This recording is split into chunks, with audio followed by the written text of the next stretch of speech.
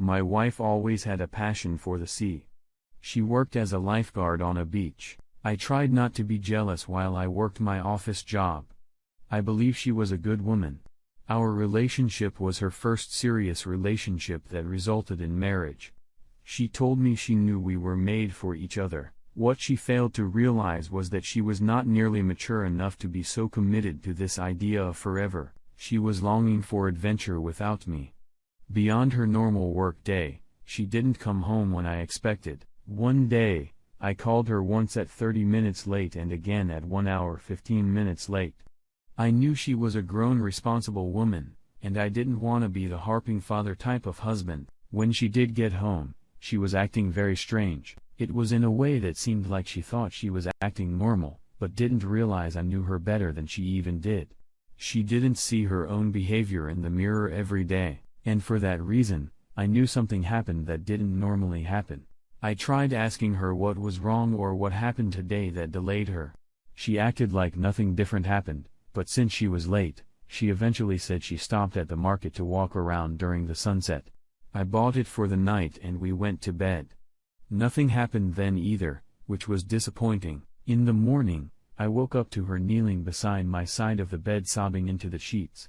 The first thing she said was that she didn't mean to do it. She said she just wanted to do something fun and spontaneous, and it wasn't supposed to escalate the way it did. My heart started racing, and I felt like I'd been awake for hours. I asked her what she was talking about. She swallowed hard, started pulling her hair, and said she just started chatting with a man. After he station continued until he invited her on the boat. It sounded fun, and he just seemed like a friendly person. She started sobbing again and said she messed up. I asked if she cheated on me and she could only nod. I jumped up and started packing my stuff. She kept crying and found it hard to believe that I refused to give her a second chance since she was being honest and telling me the truth. I told her she was being honest about the fact that she didn't deserve me and she was a sleazy girl for sleeping with some guy when she could have said no. I told her I wouldn't be the man to forgive her for wasting years of my life and convincing me to believe she had self-control and dedication to me. That was all I said, even though she was trying to get me to say more for another 30 minutes while I got all my essentials. I knew if I said anything else, it would only hurt me more. I went to my brother's house and filed for divorce. She started showing up once she figured out where I was staying and did anything she could to get me to take her back.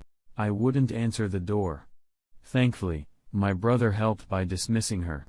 I could have done it, but it's good to have supporters that help you do the harder thing because the right thing to do for your future.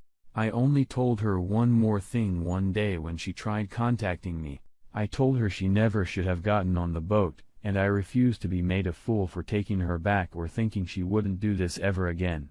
If I was the one to spend time with another woman alone, people would have easily said I was cheating on her. She left me alone but couldn't stay in the house, so she moved in with someone else. Somehow everyone she worked and socialized with found out she cheated on me, so gossip spread, and everyone labeled her as someone to avoid. Her roommate was nearly cut off from society just for having her live there, so she kicked around. I think she moved out of town or something, because why would anyone stay in a town where everyone knows you're a piece of crap? Since she left, my life's been going swimmingly. I started dating a woman that works at the library, and even though it's hard to live alone after years of having someone with me, I cope now. My girlfriend sleeps over sometimes, and I look forward to that. We're adaptable to change, but there's never a reason to accept an unfaithful spouse. Bob, your wife should have known better than to get in a stranger's boat. Maybe she got on his boat knowing she was going to sleep with him, so she felt like she wouldn't be misleading him or getting into a dangerous situation. It's always a better idea to leave a cheating spouse than to forgive them because you just don't know.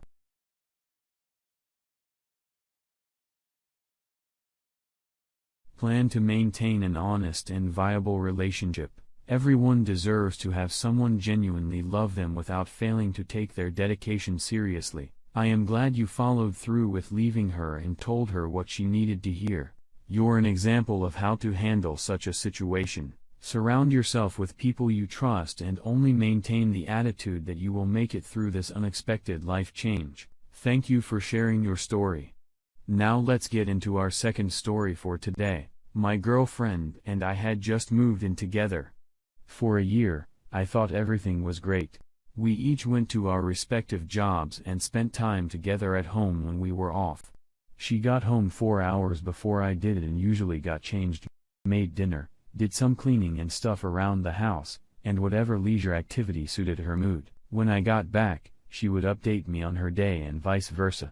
These things didn't happen when I got home one night. I noticed she was still wearing her work clothes, only just starting on dinner, and looked worried that I was back already.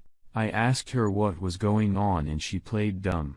I asked her if she just got home because it was obvious. She said, yes, reluctantly, and seemed to be trying in vain to come up with a reason why she'd be back so late. I pressured her and she didn't like that. She snapped and said she didn't think it was fair for me to be questioning her like this. Then she threw out that she stopped at the store after work, and I did notice one grocery bag that she still hadn't unpacked. I looked inside and it had a room temperature bag of shrimp in it. I asked if she planned on cooking them since whatever she was keeping from me gave it enough time to thaw out. I continued pressuring her to tell me where she was after the store, but she refused and eventually settled for sleeping on the couch so I would leave her alone. I brainstormed, but I couldn't think of what to do. I looked at her phone, but it was clean as a whistle, which made me second-guess myself. I was wrong for doing that because it was obvious something was different. The next morning after she already left, one of our neighbors came to me with something that would change the course of our lives. She said she had something upsetting to show me, but I needed to know. She showed me her Ring camera's recorded motions. It was my girlfriend in clip entering a neighbor's door adjacent to this lady's own front door. She looked happy in each clip, but the first one explained everything. She said she locked herself out of our apartment, but that was a lie. AP invited her inside, and she didn't come out until 45 minutes later, leaving with a huge smile holding her keys. The next clips were similar, but each time took less introduction and eventually none. I thanked this woman for showing me the evidence. I thanked her as genuinely as I could. She sent the clips to me. Funny that my girlfriend arrived home and parked the car right on time that day. She wasn't too happy to see me standing by the stairs, but it was nothing compared to how she was about to feel. I showed it to her and she started stammering.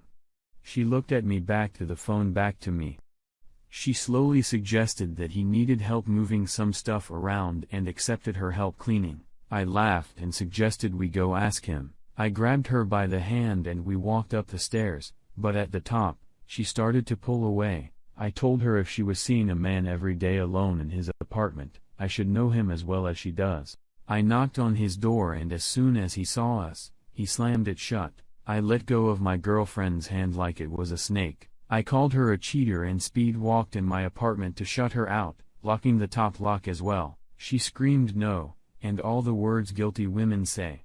She kept knocking on my door for a while. I eventually opened it just the crack that the chain would allow and slipped her phone. I needed her to get off my doorstep sometime that night. At one point, I noticed she went to AP's house to knock on the door, but their exchange was quite short. Turns out he had a girlfriend. She was eventually picked up and some older man I never saw helped her load her stuff into his van.